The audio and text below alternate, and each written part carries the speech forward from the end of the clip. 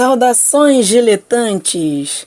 Falando hoje diretamente da Transilvânia, ou, na verdade, de uma cidadezinha fictícia ali mesmo no Rio Grande do Sul, chamada Amarração. Sim, easter eggs à parte, essa cidadezinha seria bem mais propícia para o tema de hoje, já que nós vamos falar de vampiros e icebergs ao mesmo tempo, em um mesmo podcast. Quer saber o que exatamente eu estou falando e por que esse easter egg? Então continua na escuta, continua com a gente nessa viagem, nessa aventura vampírica e gélida. E nada melhor do que fazer um iceberg sobre vampiros exatamente agora, no mês dos vampiros, que é agosto, para quem ainda não sabe. Desde que eu criei esse canal, eu penso em fazer um iceberg sobre vampiros e chegou a hora. A continuação do conto cast ou do vídeo que tiver saído antes desse podcast vai vir daqui a alguns dias, mas hoje especificamente eu não podia deixar passar a data 13 de agosto em branco. Tinha que ser a data para eu postar esse iceberg dos vampiros.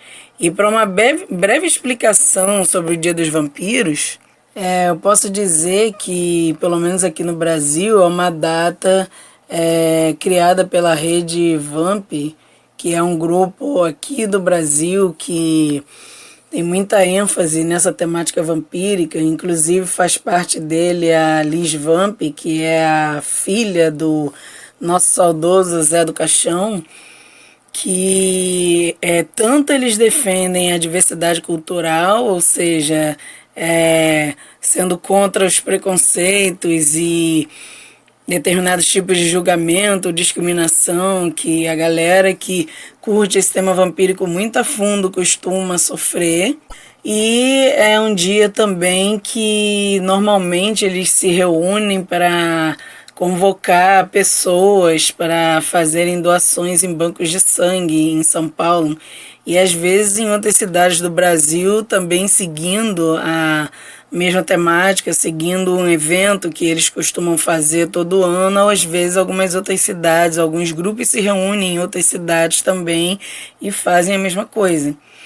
E claro que dentro da cultura vampírica mesmo, dentro da temática, essa data acabou sendo cunhada, acabou sendo considerada o Dia Nacional dos Vampiros, no dia 13 de agosto. Então, nada melhor do que trazer esse iceberg dos vampiros, trazer isso como tema nesse dia. Inclusive, esse último conto foi um conto vampírico também. O próximo vídeo também será, mas hoje o foco vai ser o iceberg dos vampiros. Esse vai ser um podcast que vai abordar mais filmes de vampiros e algumas séries do que outras mídias sobre o tema ou outras formas de cultura que abranjam o tema também, né? Mas eu vou abrir um parêntese nesse comecinho, fazer dentro dessas obras vampíricas uma menção honrosa a uma obra que eu creio que só nunca virou filme nem série, porque do cinema brasileiro, né, certos temas nunca serem levados a sério, o nosso orçamento para obras cinematográficas, quando não é algo sobre criminalidades, piores partes da nossa realidade, quando é alguma coisa sobre fantasia ou sobrenatural, infelizmente o orçamento também costuma nunca ser muito, claro, com raras exceções, mas infelizmente sobre vampiros, dentro do cinema brasileiro a gente ainda não tem uma grande obra, mas no dia que a gente tivesse, seria algo muito justo esse livro, no caso que eu vou citar, no caso o parênteses que eu estou abrindo para ele, ser essa grande obra, que é claro que eu estou falando dos 7. A cidade de Amarração, que eu citei lá no comecinho do podcast, é uma cidade fictícia onde se passa a história desse livro. Os 7 é um livro do Devianco, né? E exatamente porque dentro dessa obra, quem a conhece sabe que é impossível eu falar de iceberg e vampiros sem citar os sete.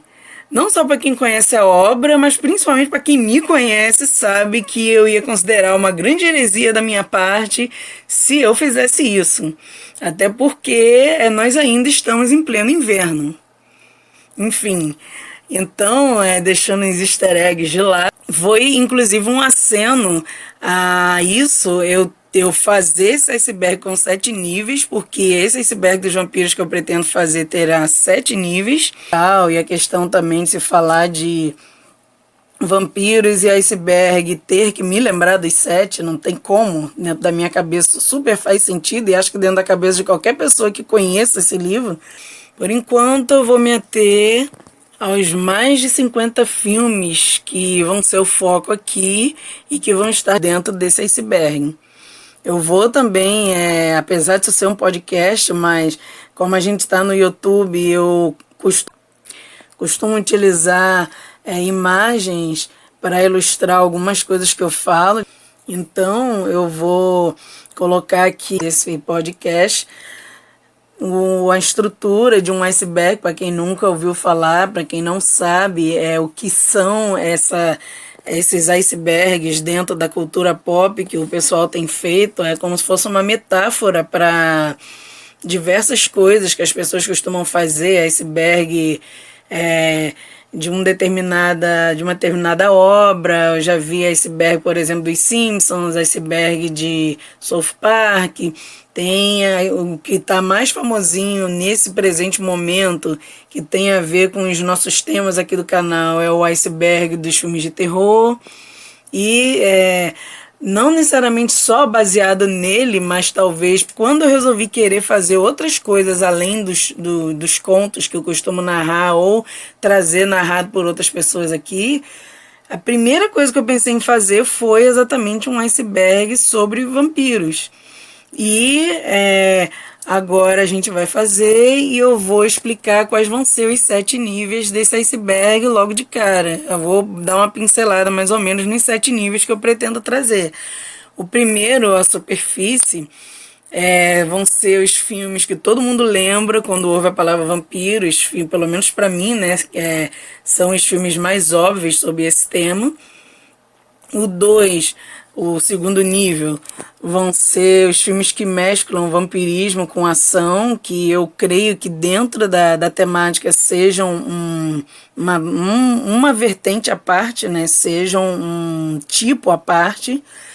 O 3, o nível 3, eu vou deixar exclusivamente para os filmes da Hammer, porque é uma produtora que merece, é uma produtora que, para quem conhece assim, vampirismo clássico, sabe que nas décadas de 60 e 70 só dava ela, sabe? A maior parte dessas obras, dessas épocas, foram feitas por essa produtora. Ela passou praticamente quase umas 2 décadas ali trabalhando só em cima desse tipo de tema, só em cima de filmes com vampiros, principalmente o Drácula, enfim. Então ela merece um nível à parte só para ela aqui nesse iceberg. O nível 4 vão ser as comédias sobre vampirismo. O nível 5 vão ser algumas séries também. Como eu disse, o forte aqui do iceberg vão ser os filmes, porque só eles deu quase 50. Eu mesma me espantei com a quantidade de filmes que eu consegui reunir para fazer esse iceberg, mas vão entrar algumas séries também, então eu acabei deixando um nível só para elas. No nível 6 a gente vai ter alguns filmes menos conhecidos sobre o tema. Eu reservei o nível 6 como é quase o último, assim, não necessariamente que sejam filmes muito cabulosos, mas simplesmente filmes que na maioria das pessoas nunca ouviram falar. Digamos assim, os mais conhecidos dos menos conhecidos. Enfim, espero que tenha feito sentido. Para mim fez. E o 7º nível... Bom, eu vou trazer algumas coisinhas que talvez possam ser um tanto quanto cabulosas, mas nem tanto. eu reservei o nível 7, o último nível do meu iceberg, exatamente para os filmes sobre vampiros que destacam erotismo e nudez. Não necessariamente todos que eu vou trazer nesse nível são pornôs, mas alguns até são. E não necessariamente todos eu cheguei a assistir, mas alguns sim. E os que eu não assisti, eu pesquisei sobre para poder não trazer muito poucos, para poder todos os níveis ficarem mais ou menos com uma quantidade razoável de filmes a serem citados, para poder não ficar só 2 ou 3, mas pela minha pesquisa eu sei que o erotismo e a nudez são de fato destaque, né? Voltando lá para a ponta do iceberg, então, no nível 1, nós temos, como citado antes, aqueles filmes que todo mundo conhece, aqueles filmes que todo mundo vai lembrar, que é Entrevista com o Vampiro, da Anne Rice, que foi um grande divisor de águas dentro da temática vampírica, foi onde eles ganharam sentimentos, aonde a história de vida deles passou, né, a se tornar mais complexa, mais humanizada, talvez a gente pode dizer, e ao mesmo tempo não, né, porque tem aqueles dramas, aquelas emoções, aquelas questões que duram séculos, enfim, que para um humano seria impossível, mas eles deixaram de ser monstros puramente e passaram a ter sentimentos, a ter personalidades complexas. O Drácula de Bram Stoker, de 1992, que até hoje a gente pode dizer que uma das adaptações mais fiéis de um livro já feitas, e é de fato o Drácula mais fiel às descrições do livro. Uma coisa ou outra não, mas principalmente assim, a ambientação. A gente vai ter também A Hora do Espanto, que eu acho que muita gente lembra desse filme, muita gente. E claro que eu tô falando do original de 1985, com Chris Sarandon como o vampiro principal, né, que era o Jerry Dunbride, a gente conhece. Garotos Perdidos, que é esse estilo de filme de terror-aventura à la Stranger Things. Na verdade, quem criou essa fórmula que hoje em dia é usada pelo Stranger Things, pelo Rua do Medo e várias outras séries que incluem adolescentes enfrentando alguma coisa maligna. Na minha cabeça, na minha opinião, quem criou essa fórmula lá atrás, em 87, foi Garotos Perdidos. Então, não necessariamente eu o considero totalmente um filme de terror, eu o considero muito mais um clássico cult. Dois é um dos meus favoritos dessa lista imensa toda que a gente vai citar aqui. Tem o Drácula de 1930, que muita gente pode até achar que esse filme não deveria de estar no primeiro nível, que talvez ele não seja tão conhecido assim, mas sim, ele é. Todo mundo, quando falava em Drácula, lembrava exatamente daquele vampiro de terninho, com aquelas entradinhas no cabelo, com aquele cabelinho de gel que virava morcego, algo que inclusive eu sinto um pouco de falta nos vampiros mais atuais e que eu ainda uso muito nos contos que eu faço e que eu narro. E essa é a concepção de Drácula do Bela Lugosi, que é o ator que se tornou famoso fazendo esse Drácula de 1930 pela Universal. Muita gente até talvez nem lembre disso ou nem lembre do Bela Lugosi, mas a galera que curte vampirismo obviamente vai lembrar, obviamente sabe. Aí, ainda se falando de Drácula, a gente tem que lembrar também do Nosferatu, que é uma outra interpretação do Drácula que também se tornou muito famosa na cultura pop, aqueles vampiros Nosferatu com aquelas mãos de dedos longos, aquela carinha meio de morcego, com aquelas orelhinhas finas, aquele dentinho para fora, aqueles olhos esbugalhados. Ou seja, isso vem de um filme de 1922 chamado Nosferatu. Muita gente talvez já tenha visto esse tipo de vampiro em outras obras, mas não sabe de onde saiu. Ou seja, ele saiu do filme chamado Nosferatu, o próprio termo vem daí também. Então esse filme também tem que fazer parte do nível 1. E ainda na superfície, a nível de Brasil, a gente pode incluir também a novela Vamp, né? Que eu acho que é uma referência para muita gente, fez parte da infância de muita gente. Então é algo que também todo mundo aqui lembra quando se fala em vampiros, né? Quando se fala em vampirismo, não é bem um filme, mas é com certeza uma produção relevante na cultura vampírica brasileira. Então é bom a gente incluir, é bom a gente lembrar aqui também, né?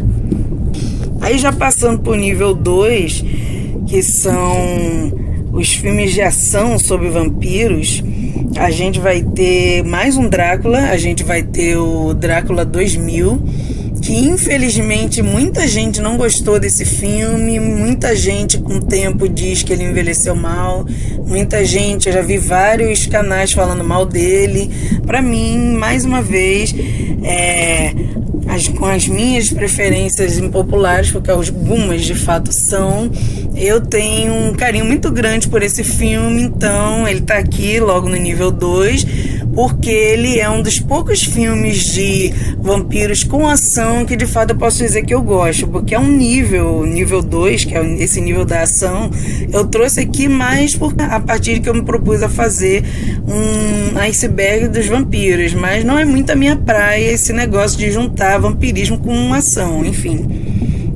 Aí aqui a gente vai ter também 30 Dias de Noite, que, como eu disse, não é muito a minha praia, muita gente gosta desses vampiros mais bestiais, mas para mim a graça do vampirismo é juntar exatamente a bestialidade com a sutileza, é juntar exatamente a sedução com o sangue. E o 30 Dias de Noite, os vampiros, por mais que eles tenham mais consciência do que zumbis, mas, sabe, eu me sinto assistindo um The Walking Dead, eu me sinto assistindo um filme de zumbi, não um filme de vampiro. Então, muita gente ama esse filme, é por isso que ele tá aqui na minha lista, mas não é um filme que eu posso dizer que eu ame. Aí nós temos Blade, que dentro dessa classificação de filmes de ação com vampiros, eu acho até interessante, eu gosto até, eu acho interessante a coisa de um vampiro negro, que ao mesmo tempo é um meio vampiro, e apesar de ser um meio vampiro, ele caça outros vampiros, enfim, eu acho um roteiro legal, eu acho uma ideia interessante. Os Anjos da Noite também seguem a mesma vibe, creio até que tenham tido muita inspiração no Blade, porque até algumas armas que eles usam é bem semelhante à mitologia que a gente vê no Blade. Aí já entra a Rainha dos Condenados, que eu já não sei se de fato deveria de estar aqui no nível 2 ou no nível 1, mas eu acabei deixando no nível 2 porque é um filme de vampiro que tem mão também. Então é dessa mesma época, né, do Blade. O Blade é de 98, a Rainha dos Condenados é de 2002, e pelo sucesso do Blade, muitos filmes dessa época estavam seguindo essa receita, né, de juntar vampiros com ação. O Anjos da Noite também de 2003, não me deixa mentir que a saga 16, mas ela começou lá em 2003. Aí mais um nessa leva foi o Vampiros de John Carpenter. Aí já é ação total e aquele terror bem bagaceiro, aquele terror bem trash de vampirismo, digamos assim. Também bem interessante o Varlic, que é o vampiro protagonista desse filme. E um outro filme que tem um clima assim meio cru e tanto quanto com esse é Um Drink no Inferno, que é claro, não podia faltar, né, nessa lista. Ainda no nível 2 a gente tem também Blood Rain, dessa leva desses filmes de vampiros com ação e personagens vestindo couro, que é nada mais do que a história de uma vampira, né? Que é tipo o que o Blade era, metade humano, metade vampiro. No caso ela, metade humana, metade vampira. Que ao saber que a mãe dela foi estuprada pelo pai, no caso a mãe humana e o pai vampiro, ela vai em busca de se vingar do pai, né? Ela vai em busca de se vingar pela mãe. Partindo pro nível 3, que é aquele nível que eu disse que vai ser exclusivo dos filmes da Hammer, que eu até falei já um pouco dela, que é uma produtora que fez muitos filmes de vampiros nas décadas de 60 e 70, alguns antes disso, alguns depois disso. Inclusive, vieram retomar com essa temática mais recentemente, né?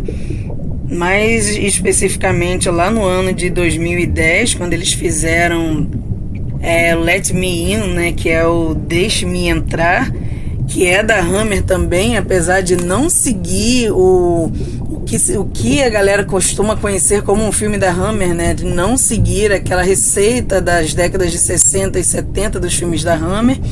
Mas, como eu tô dedicando esse nível a Hammer, eu achei que eu deveria, obviamente, de trazer esse filme aqui, porque ele é muito bom. E indo para parte Hammer, que de fato eu quero abordar aqui, que é o vampirismo clássico, que é aquela coisa mais medievalista, produção de baixo orçamento, aqueles roteiros que um tanto quanto simplórios, que hoje em dia a gente assiste mais para achar engraçado e para, de fato, exaltar a tentativa desses produtores, dessa galera de fazer filmes de vampiro com poucos recursos na época que eles fizeram. A lista dessa época que eu trago aqui para vocês vai ser o Vampiro da Noite, de 1958, que se tornou um clássico graças ao Christopher Lee no papel principal de Drácula, né? Que é um filme do Drácula também. Inclusive, houveram pelo menos uns 3 filmes de Drácula estrelados pelo Christopher Lee dentro dessa produtora, todos mais ou menos nessa época, assim, 62, 63, 61, ou seja, dessa época da década de 60, dentro da Hammer. Ainda houve também a Carmila, óbvio, a gente não pode esquecer da Carmila, que foi inclusive a primeira vampira de destaque, inclusive que ela seria uma vampira lésbica, inclusive a primeira da história. E muita gente não sabe, mas o Sheridan Le Fanu escreveu a Carmila antes do Bram Stoker escrever o Drácula.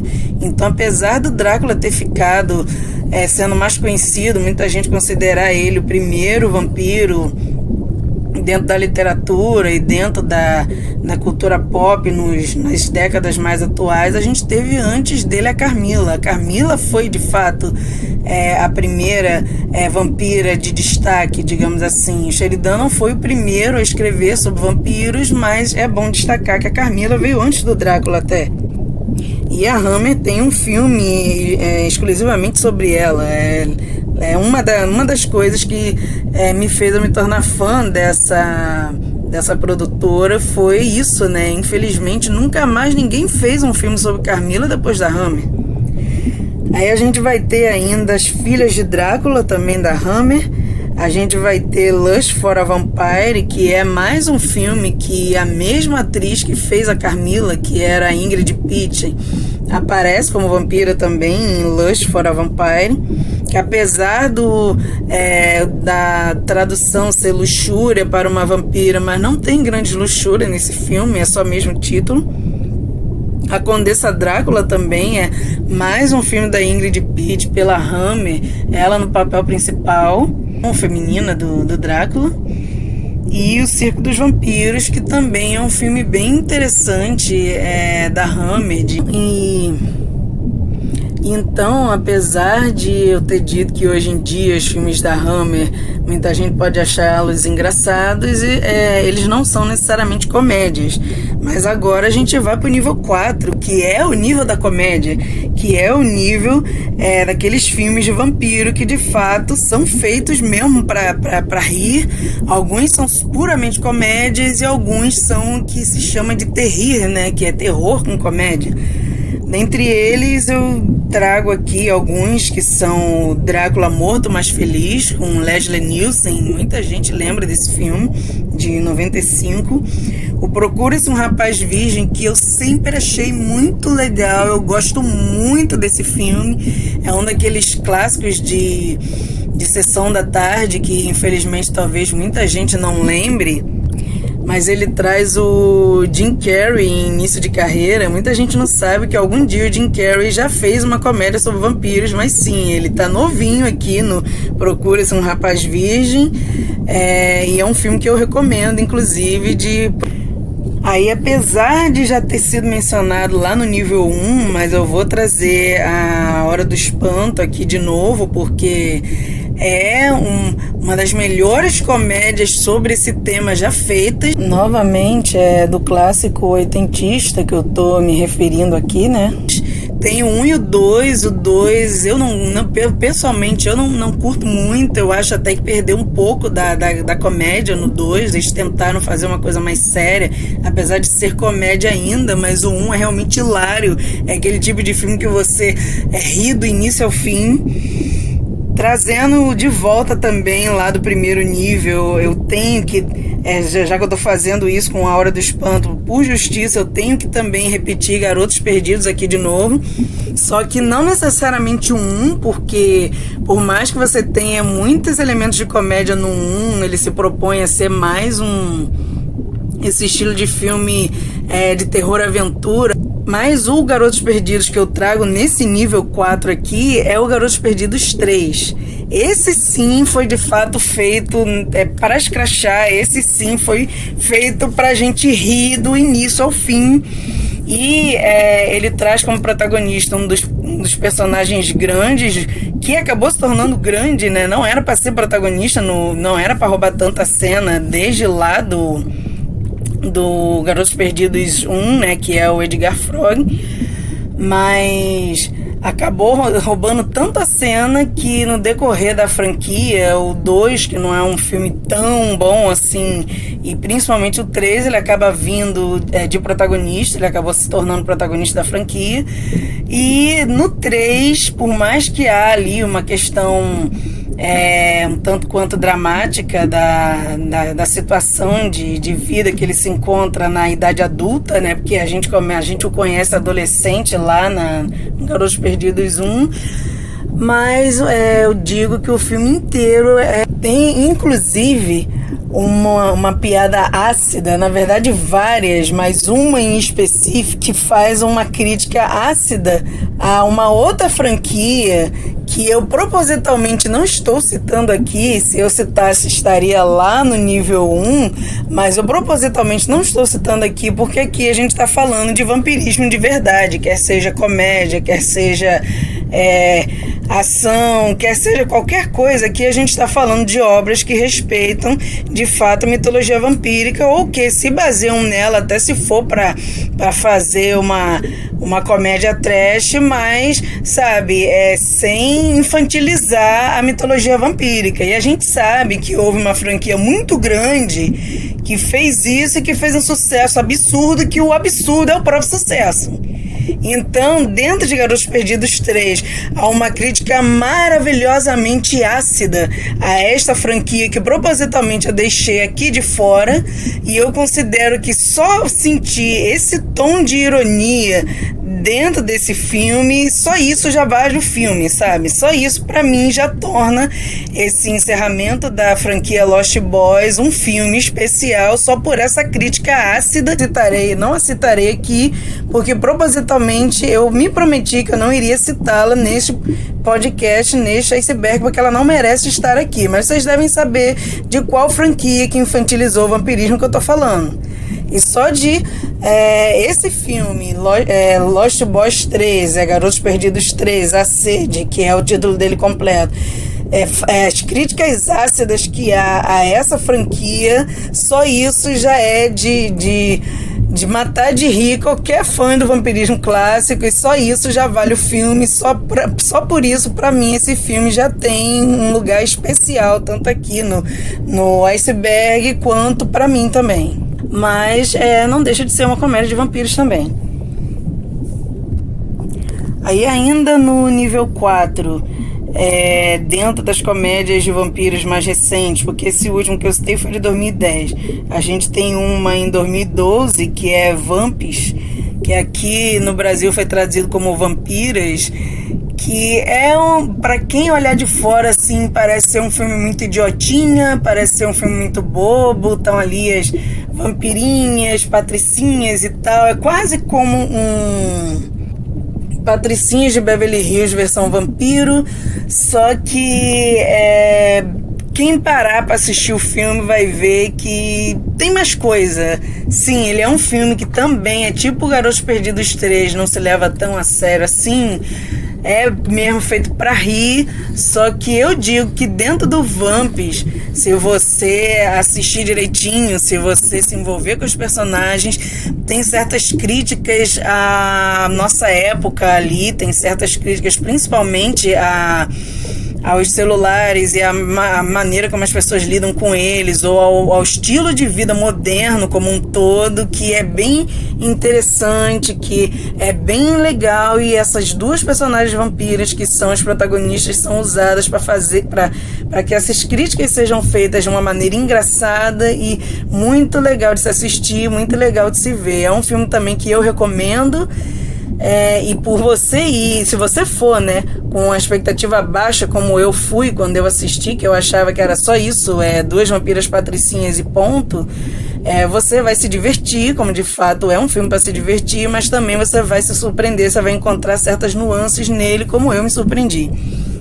E claro, encerrando o nível 4, encerrando esse nível... não, encerrando não. Ainda falta um que eu não citei, mas que eu também preciso citar, que é Um Vampiro no Brooklyn, de 95, com Ed Murphy, que, obviamente, você colocar o Ed Murphy em um filme de vampiros, é óbvio que ele vai ser um filme de comédia vampírica. Você não pode, não posso, no caso, esquecer de citá-lo nesse nível.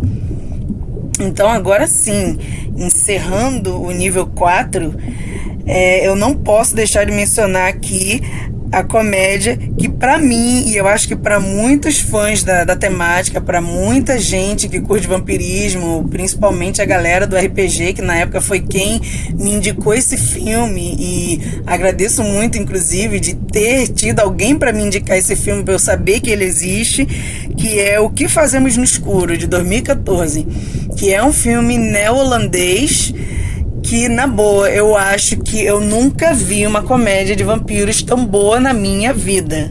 Sem exageros, porque eu não consigo, tanto em qualquer vídeo ou podcast que eu faça, eu não consigo ser completamente imparcial, que nem essa galera que fala de filmes na internet, no próprio YouTube, sem deixar as suas opiniões muito claras, ou sem se colocar, ou sem demonstrar que gosta muito ou que gosta pouco do filme. Eu sou aquela fã que, de fato, eu trago os meus afetos, eu trago o que, de fato, eu mostro o que me afeta, eu mostro, até nas minhas falas aqui, eu acho que deu para muita gente perceber quais filmes dessa lista realmente eu acabo me debruçando um pouco mais sobre eles. Eu não consigo falar pouco deles, e esse é um deles, com certeza. O Que Fazemos no Escuro é uma comédia que eu recomendo tanto para quem não curte vampirismo, como para quem curte, principalmente. Na boa, vai se divertir muito mais.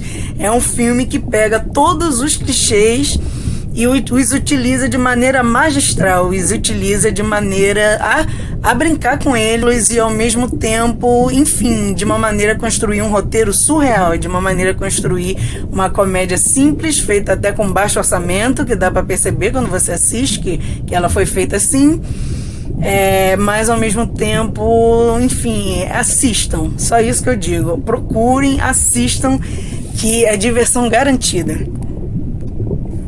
E depois de ter me empolgado um pouco aqui com um ou outro filme desse nível, nós vamos para o nível 5 do iceberg, que é o nível das séries, ao qual eu espero não me empolgar tanto também, que eu já tô vendo que tem coisa aqui, na minha lista que eu fiz, eu tô vendo que tem coisa aqui que talvez eu acabe me empolgando também, mas enfim, eu faço podcast para isso.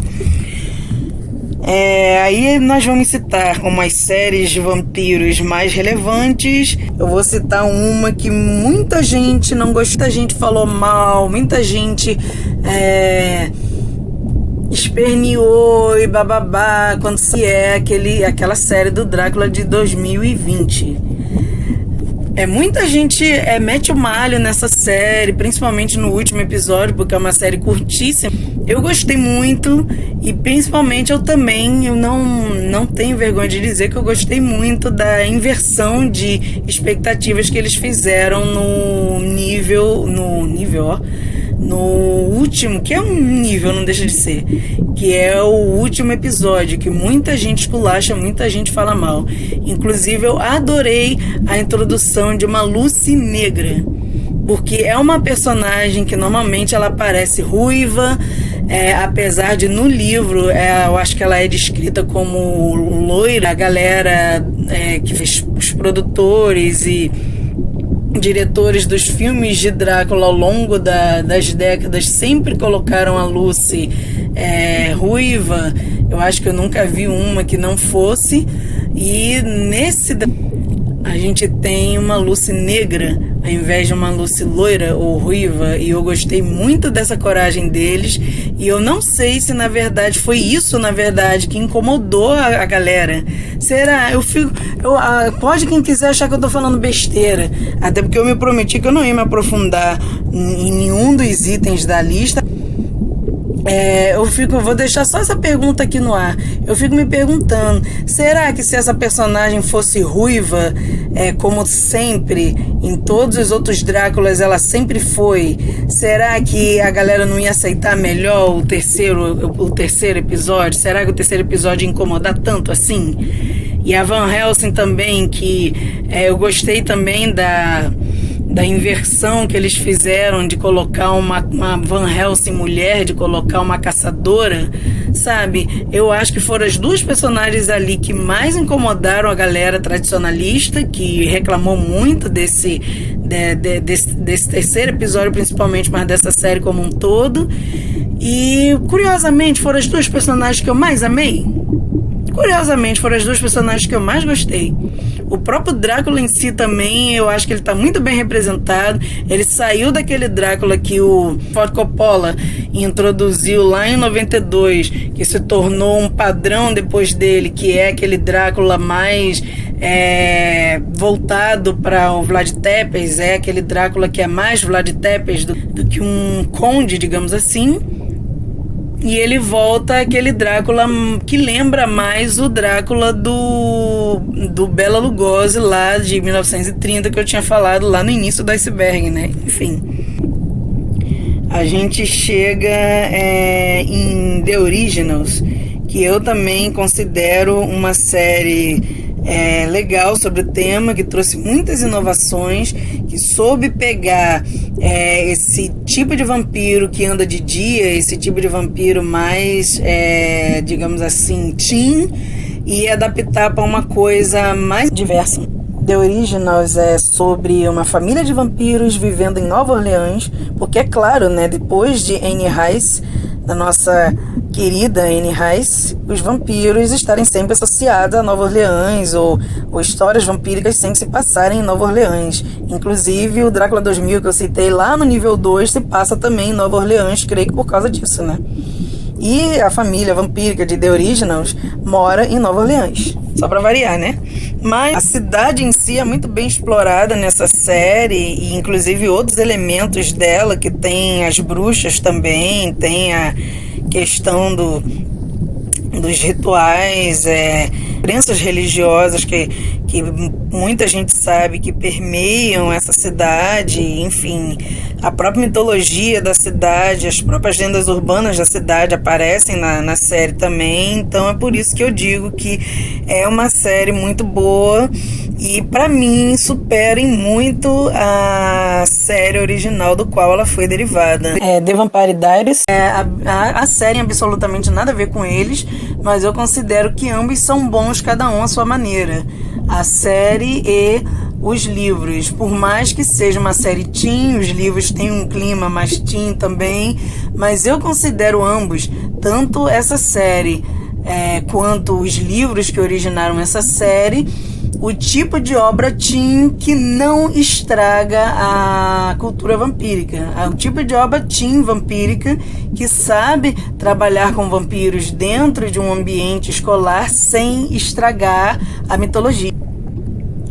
Aí vamos ter uma que infelizmente não é muito conhecida, mas que é um xodó pra mim.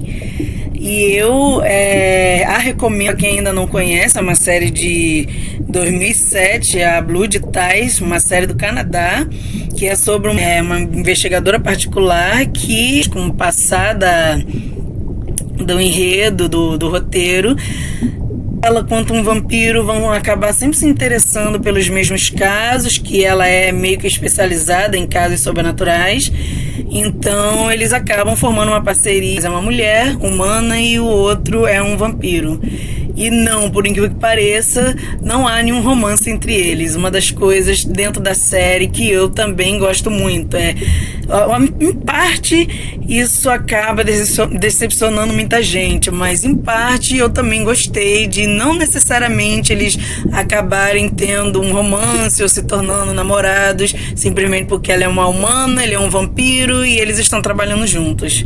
Então eu super recomendo, é uma série que tem humor na medida certa, que trabalha com casos investigativos, e eu acho ela super legal. Aí a gente vai para uma outra série que é o exato oposto disso, que é uma série que eu também gosto, mas que já inclui um certo romance entre a protagonista e um vampiro, que é o Moonlight. É uma série que muita gente diz que teria feito sucesso se ela tivesse sido lançada 1 ano ou 2 depois do que ela foi, que ela é de 2007. Eu até concordo com quem diz isso, mas ela merece estar mencionada aqui, porque eu a considero uma série sobre vampiros relevante. Aí a gente tem Being Human, que é uma série não necessariamente apenas de vampiros, mas é uma série que eu acho que trabalha a temática de uma maneira interessante, que a tradução em português seria Sendo Humano, e é literalmente isso que a série faz. A série pega um vampiro, um lobisomem e uma fantasma e coloca eles para viverem dividindo uma casa, aí tendo que se preocupar com os problemas cotidianos humanos e mais com os problemas sobrenaturais, diferentes espécies sobrenaturais. E isso parece bobo para muita gente, talvez, falando assim, mas a maneira como essa série aborda isso eu acho bem interessante, eu acho bem legal. Tem algumas metáforas com certos problemas nossos, humanos. E eu vou citar também uma série que eu gosto muito, mas muita gente nem sabe que existe. Mais uma, né? Porque eu já acho que eu já citei outras aqui com essa mesma descrição, que é o Blade Series. Blade Nova Geração, de 2006. Uma série que eu lamento muito ter sido cancelada, que eu lamento muito não ter sobrevivido mais de uma temporada, mas que eu gosto muito dela. Da maneira como o próprio personagem, que eu já falei aqui dos filmes do Blade lá no nível 2, mas eu tô trazendo a série do Blade aqui também, porque eu acho que a maneira como o personagem foi trabalhada na série acaba sendo tão bom quanto ele era nos filmes, apesar de que muita gente reclama que a série tira o foco do Blade e tal, acaba se aprofundando em outros personagens, em uma trama política que rola entre eles, mas é uma série, né? Então eu acho um tanto quanto difícil você fazer uma série do mesmo jeito que você faz um filme, sendo focado em um único personagem, um único núcleo. Uma série costuma ter disso, uma série costuma você poder caminhar naquele mundo, naquele universo da série, você poder fazer um roteiro que tenha foco em mais de um personagem ao mesmo tempo, que tenham vários co-protagonistas, enfim. Mas é uma série que eu gosto muito e eu deixo ela aqui recomendada. Inclusive, há personagens muito interessantes nessa série, além do próprio Blade. Com destaque, eu trago para uma vampira, o nome dela é Charlotte, que é uma vampira criança, mas ela é tipo assim a Cláudia de Entrevista com o Vampiro, e nitidamente ela foi baseada na Cláudia de Entrevista com o Vampiro, sem ser igual. É uma personagem forte, que eu a considero. É uma personagem que ela demonstra um certo nível de poder e frieza dentro da série, sabe, dos fatos que eu mais lamento daquela série ter sido cancelada foi o fato da atriz que faz essa vampira, sabe, ninguém fala dela, ninguém sabe quem ela é, eu não sei se a carreira dela continuou, mas uma criança capaz de fazer aquela personagem, na boa, com certeza eu espero que ela esteja trabalhando em outras coisas hoje em dia, porque era uma atriz brilhante. Enfim.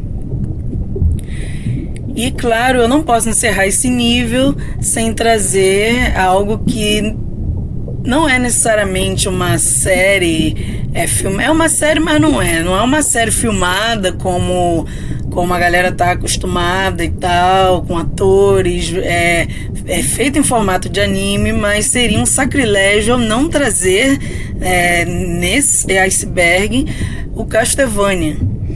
A série do Castlevania é também uma das melhores séries com essa temática vampírica que já foram feitas na história da cultura vampírica, ao meu ver.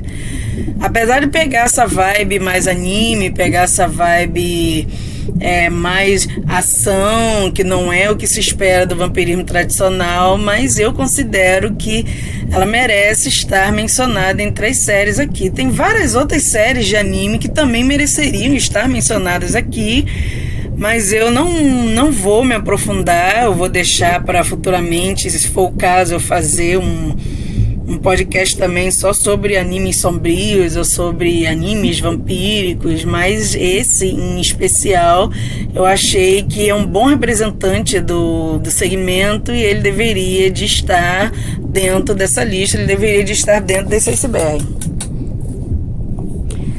Chegando ao nível 6, que é o nível dos filmes um tanto quanto desconhecidos, que é o nível dos filmes que não necessariamente são underground, mas que muita gente não conhece, e eu vou deixar as recomendações aqui para que isso mude, né? Para que as pessoas que me ouçam passem a procurar por eles e conhecê-los. Eu vou começar com mais um Drácula, mas ele está aqui nesse nível porque eu considero um Drácula diferente de todos os outros.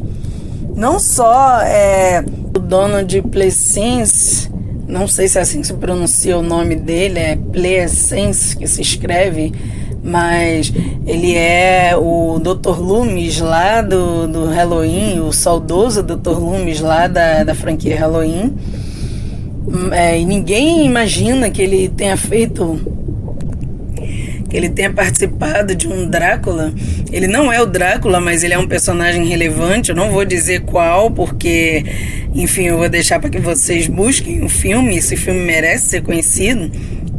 E a atuação do Frank Langella como Drácula também, eu acho que criou um Drácula diferente dos outros até então. Diferente principalmente dos Dráculas do Christopher Lee. É um filme que traz um personagem bem sedutor.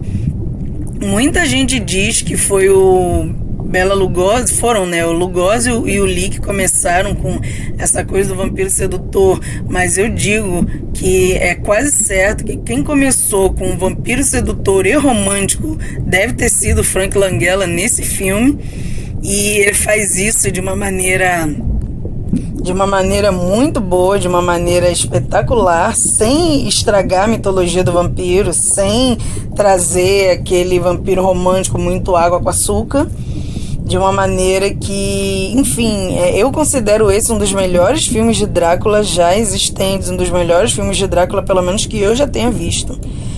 E eles mudam algumas coisas no roteiro, então não fica completamente fiel ao livro e muito menos aos outros Dráculas que a gente já viu, ou seja, eles mudam o destino de algumas personagens, eles mudam o final, então, sabe, é como você vê a história do Drácula, como seria se ela se passasse em outro universo. Eu recomendo porque eu acho bem interessante. Aí a gente vai ter mais 2 xodós meus nesse nível. Um deles é o Cold Heart. Então, Cold Heart, ou Filhos das Trevas em português, de 1999, seria um filme por uma mitologia bem parecida, bem semelhante ao Garotos Perdidos, só que sem os caçadores e com garotas, no caso vampiras, né, como protagonistas, né. Também mais um filme de vampiros em uma região litorânea, enfim, sinceramente eu tenho um carinho bem grande por esse filme. E eu acho que essa mitologia foi bem utilizada nele. Eu lamento, de fato, ser um filme bem raro, que hoje em dia é um filme muito raro de ser encontrado. Vamos assim, mas eu vou deixar para falar dele em um vídeo só dele futuramente, um podcast talvez só dele futuramente. Eu não vou me aprofundar muito nele. Um filme que hoje em dia é raríssimo, que hoje em dia, infelizmente, é muito difícil de encontrar. Aí a gente vai ter também, como eu disse que nós tínhamos mais 2 xodozinhos meus, o segundo vai ser Amantes Eternos, de 2013. Que foi o filme, inclusive, que me fez eu voltar a acreditar no vampirismo mais recente. Porque até então, por razões óbvias, nas últimas décadas, para quem curte vampirismo clássico, eu estava só nos filmes da Hammer, eu estava só nos filmes da década de início de 2000 para trás. Eu tinha completamente abandonado o vampirismo em meados de 2000 e até 2012, por razões bem óbvias, volto a repetir, para quem curte vampirismo clássico como eu. E quem me fez eu voltar a acreditar que poderiam ter filmes de vampiros novos, ou obras, séries, enfim, com uma temática mais repaginada e mais moderna, e não necessariamente serem idiotas por causa disso, foi exatamente Amantes Eternos, que a tradução ao pé da letra do nome seria só Amantes Sobrevivem, aí traduziram pra gente como Amantes Eternos. Que tem também o Tom Hiddleston, não sei se é exatamente assim que se pronuncia o nome dele, só que eu digo pra você que o melhor personagem dele está aqui, nesse filme. E eu recomendo que você assista, que você ou vocês vão atrás para vocês saberem por quê. O Doce Vampira, que destaca muito essa questão do vampirismo ser disfarçado como se fosse uma doença, ou dos humanos ao redor da vampira protagonista acharem que, na verdade, o que ela tinha era uma doença. Enfim, eu acho isso uma questão relevante em algumas obras, de tentar comparar, né? Ao mesmo tempo, eu acho diminuir o vampirismo, querer encará-lo como uma doença ou compará-lo no cotidiano humano como uma doença, mas dentro da temática desse filme isso acabou sendo bem trabalhado, isso acabou sendo uma coisa legal do roteiro. Enquanto que em outros roteiros isso deprecia a mitologia, dentro desse roteiro, basicamente, isso faz toda a diferença. Isso é o que constrói o roteiro. Esse filme na verdade, um clássico do cinema em casa, mas muita gente não conhece, não se lembra dele. Eu o vi recentemente e eu achei que, de fato, ele não poderia ficar de fora aqui do nosso iceberg.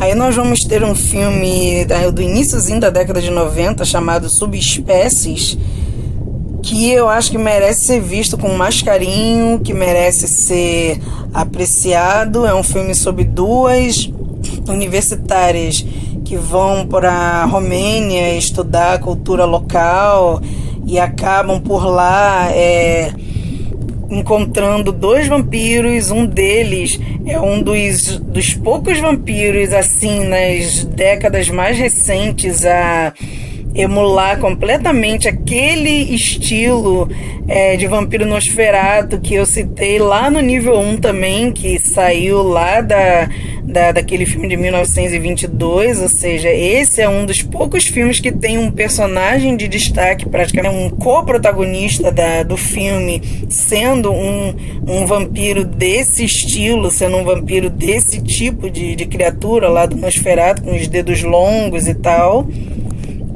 E ele tem um filme que tem uma mitologia assim bem específica, que tem uma mitologia bem viajada até dentro da temática vampírica, uma mitologia própria que eu acho que vale a pena ser conferida também.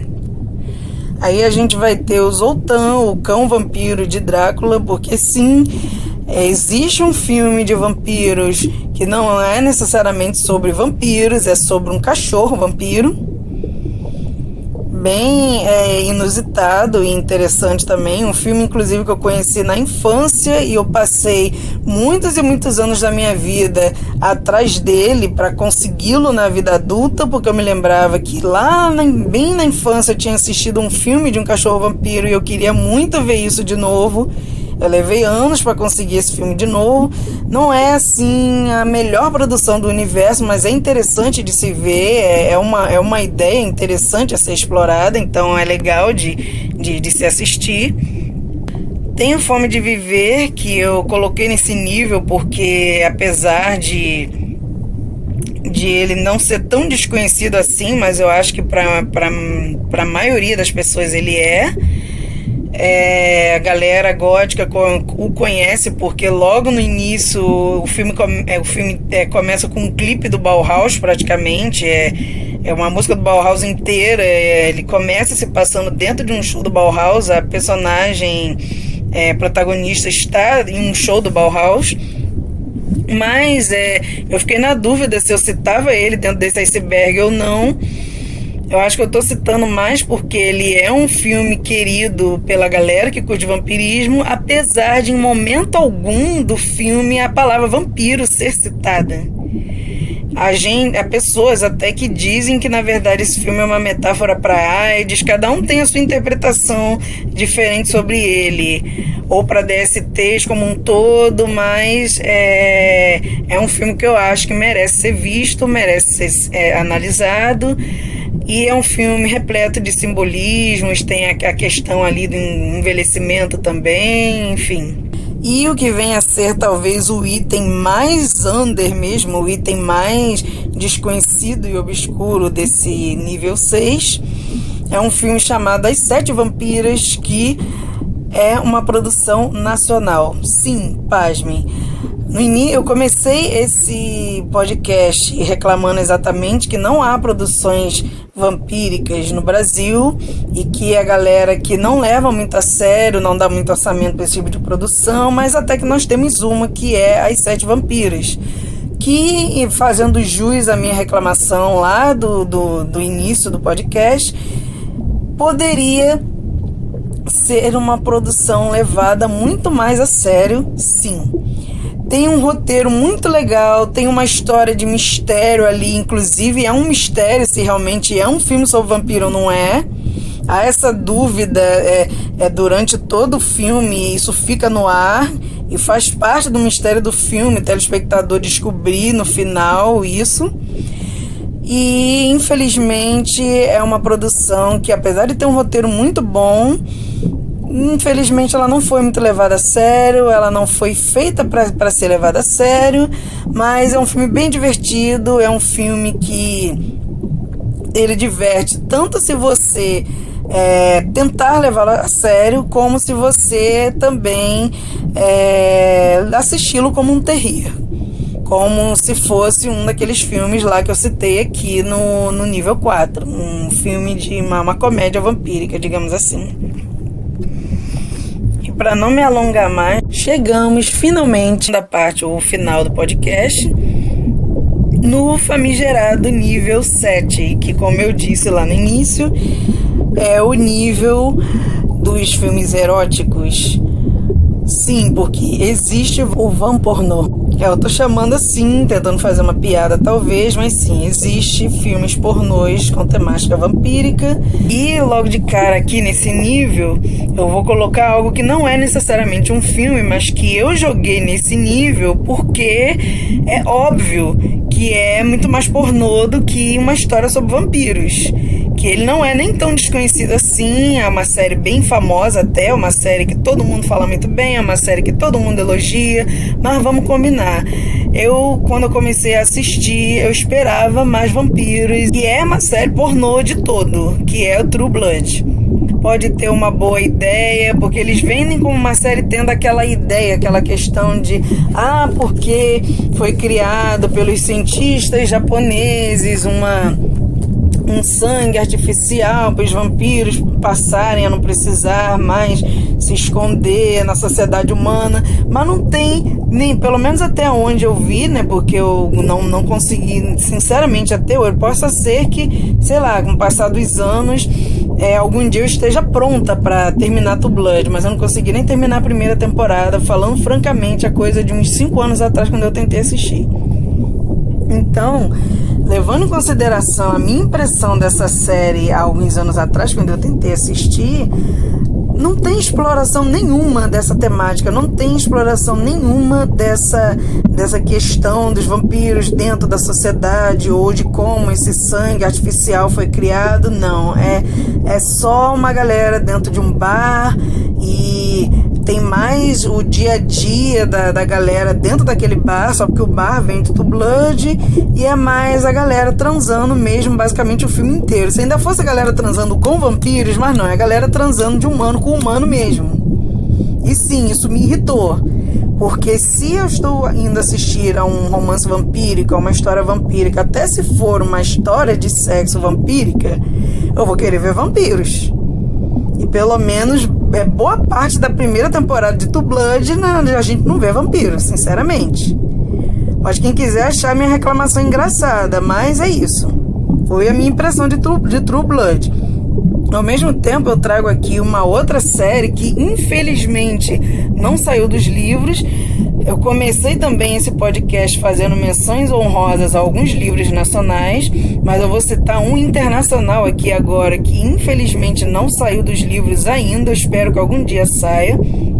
Mas é uma série que eu considero muito boa, e é uma série que, sim, tem sexo, mas tem vampiros, e a mitologia dos vampiros é de fato explorada, muito mais explorada do que em True Blood, que é a Irmandade da Adaga Negra, sendo o livro 1 o Amante Sombrio, que sim, é um romance hot, vampírico, só que é um romance vampírico antes de ser um romance hot.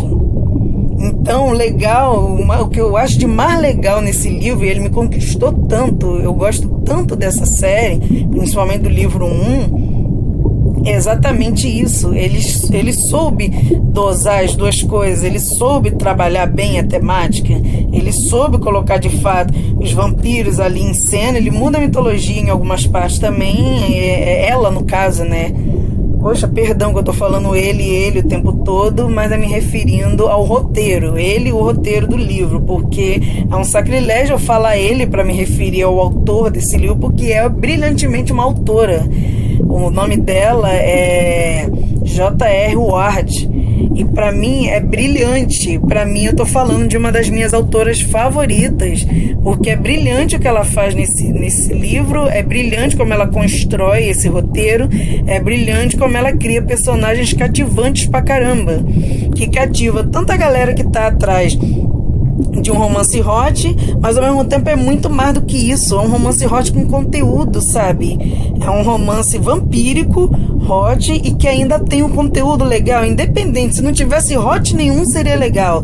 Se não tivesse vampiros, seria legal, porque teria um roteiro. Mas tem roteiro, tem uma história legal acontecendo, que você pega os personagens, você fica querendo saber o que vai acontecer com cada um deles, você fica querendo saber do passado dos vampiros envolvidos na trama, você fica querendo saber sobre os vilões, ou seja, você passa a odiar os vilões tanto quanto eles. Enfim, deixo aqui a recomendação. É um romance vampírico que sai do vampirismo tradicional também. Ele tem elementos de vampirismo tradicional, mas ele também acaba incluindo muito dos elementos que foram usados lá em outra série que eu já citei aqui, que é o The Originals. Uma coisa a mais de focar nos dramas cotidianos dos personagens e tal, mas de uma maneira que não estraga a mitologia vampírica. E também tem hot pra caramba, de uma maneira que não estraga a mitologia vampírica, de uma maneira que não foca só nisso, de uma maneira que eu acabei de criticar True Blood. Eu mantenho a minha crítica de que foca demais nisso e muito menos no conteúdo, muito menos nos vampiros mesmo, digamos assim. Mas voltando aos filmes, depois que eu já desabafei sobre essas duas séries, uma que infelizmente ainda não é série, aí a gente vai ter um outro filme que eu gosto muito dele também.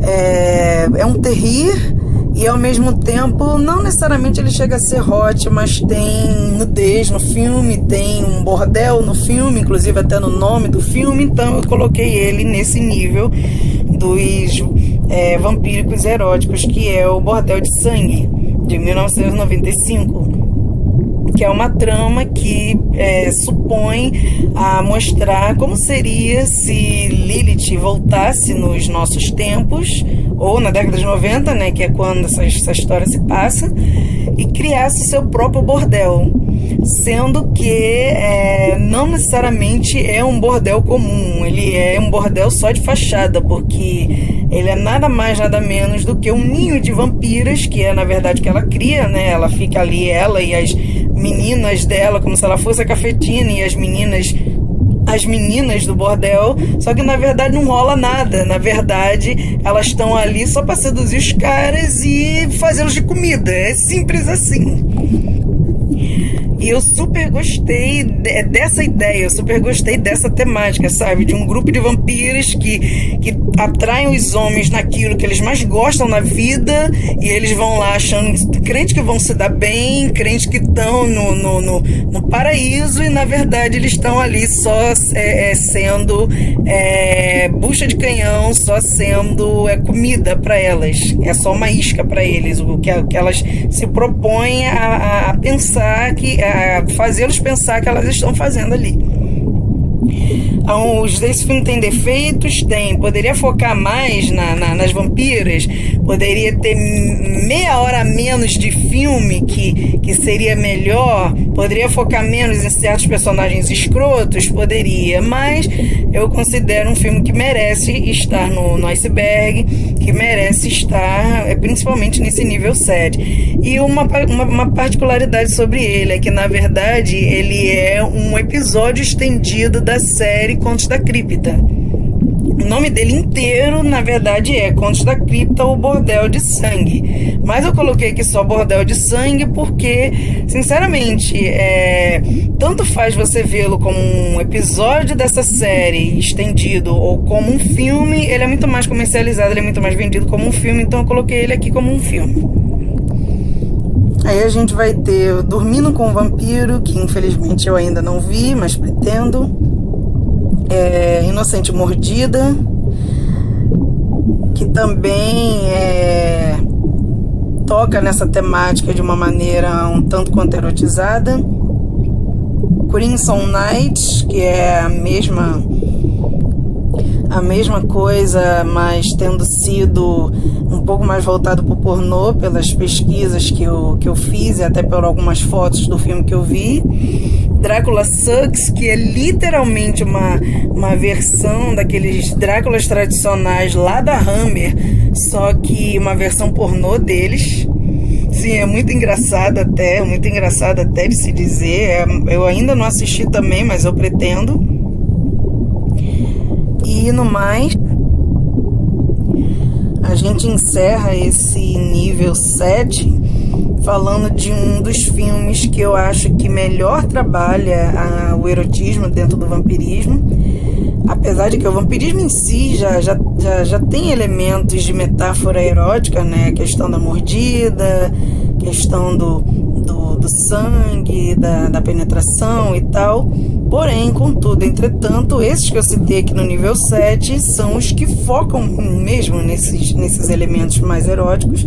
E um deles, e esse sim eu já assisti, eu conheço e eu acho um filme muito bom, Embrace of the Vampire. A capa do filme, assim, a frase principal dela até diz, Innocence is over, seria inocência se acabou, né? Eu acho que ele nunca nem foi traduzido para português, então a gente nem dá para imaginar qual seria o título dele em português, mas ele fala mais ou menos assim, a metáfora tratada nele ao longo do roteiro é a passagem de menina a mulher da protagonista do filme.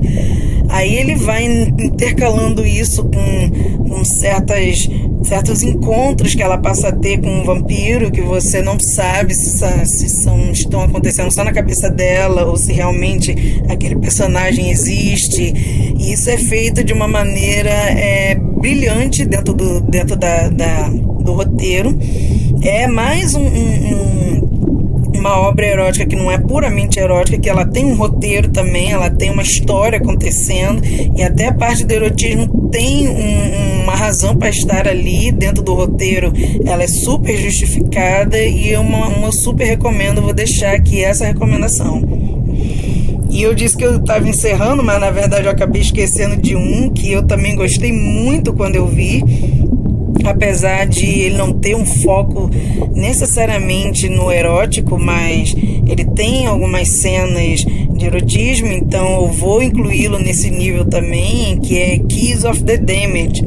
Esse eu acho que é um pouco mais conhecidinho, ele já teve na Netflix um tempo, eu acho que hoje em dia já saiu, que é uma história sobre duas irmãs vampiras, que uma não dizer que uma é completamente santa, mas vamos dizer assim que uma é um tanto quanto mais responsável e a outra é aquele tipo que sai caçando desenfreadamente pela noite, pega um humano aqui, outro ali, não se importa de esconder a sua condição ou de expor a espécie, enfim. E eu deixo também a recomendação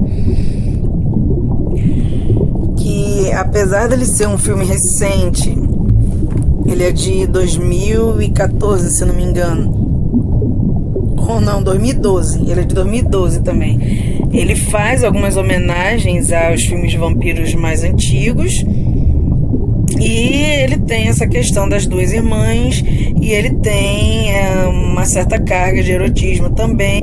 E no mais, nós temos aqui no canal vários contos sobre vampiros, tem uma lista, inclusive, que eu fiz só de contos vampíricos. É um assunto que aqui vai ter sempre vez, é um assunto que vai sempre aparecer nesse canal, independente de ser o mês dos vampiros, ou o dia dos vampiros ou não.